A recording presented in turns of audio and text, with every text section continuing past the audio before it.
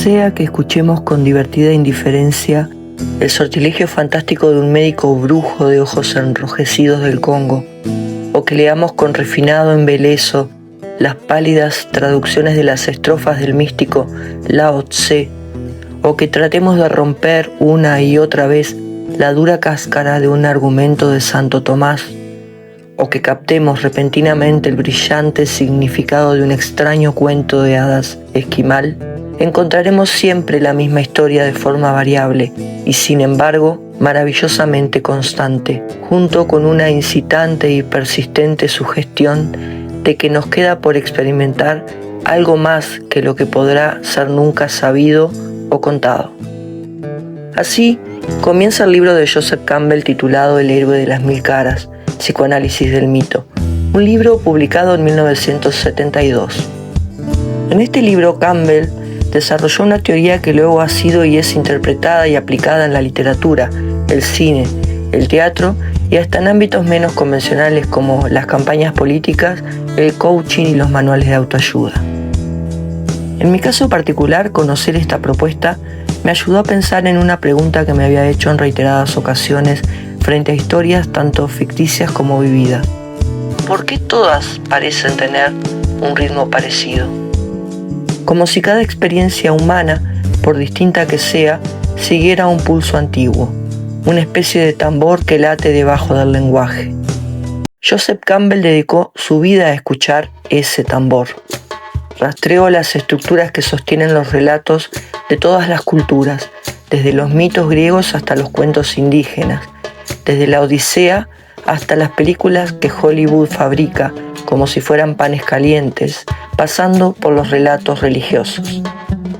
Hoy quiero compartir algo de esta teoría con vos, tanto si sos un contador o contadora de historias, te gusta escribir o simplemente porque querés tener nuevos elementos para pensar tu propia historia, tu biografía.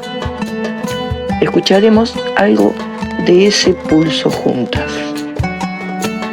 Entender el monomito de Campbell no es solo comprender una teoría literaria, es comprender cómo se fabrica sentido, cómo se produce un sujeto, cómo se narra una vida.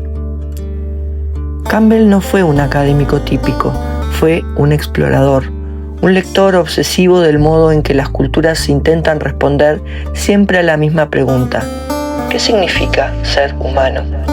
Y su respuesta fue clara: todas las historias, todas comparten una misma estructura profunda.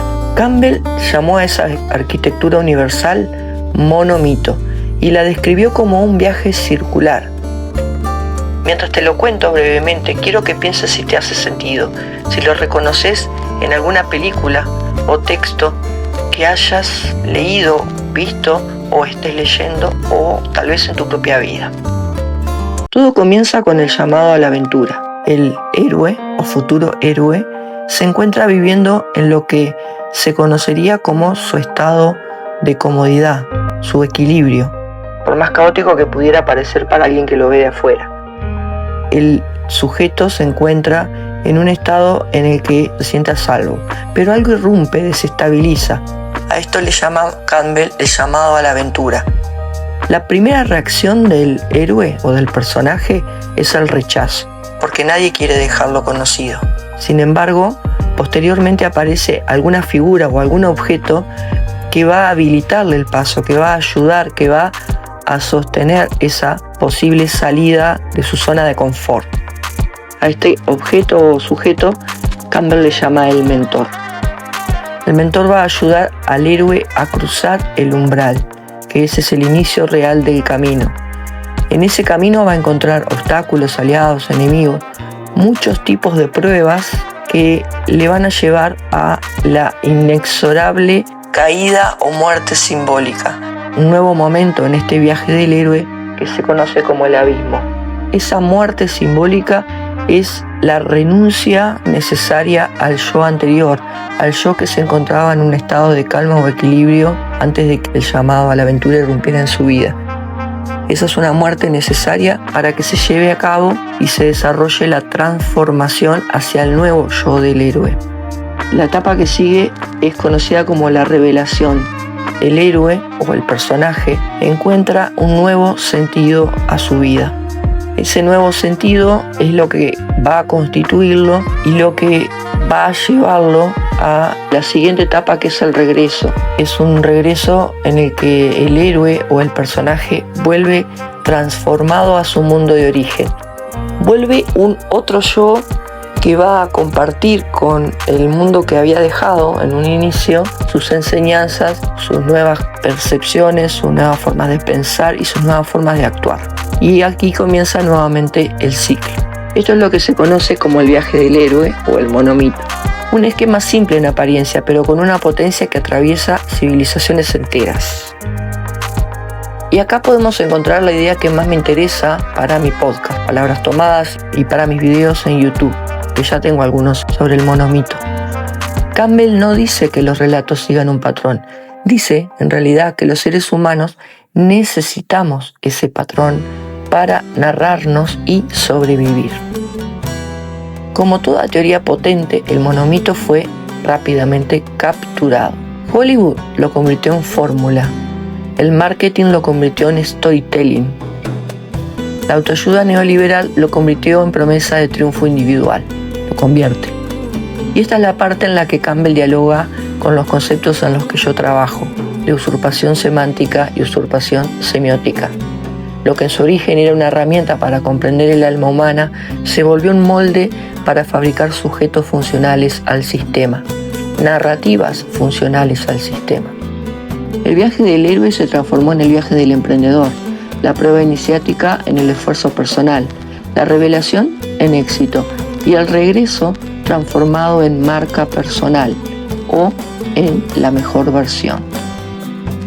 Una semiótica del mito al servicio del rendimiento. Lo fascinante es que el esquema de Campbell no solo estructura relatos, estructura discursos. Las campañas políticas que presentan a un candidato como el elegido, los gurús del bienestar que prometen transformación interior si seguís 12 pasos, las narrativas autoritarias que construyen héroes que vienen a salvar la patria, las marcas que te venden una identidad en lugar de vender un producto. El monomito está en todas partes y al mismo tiempo es invisible.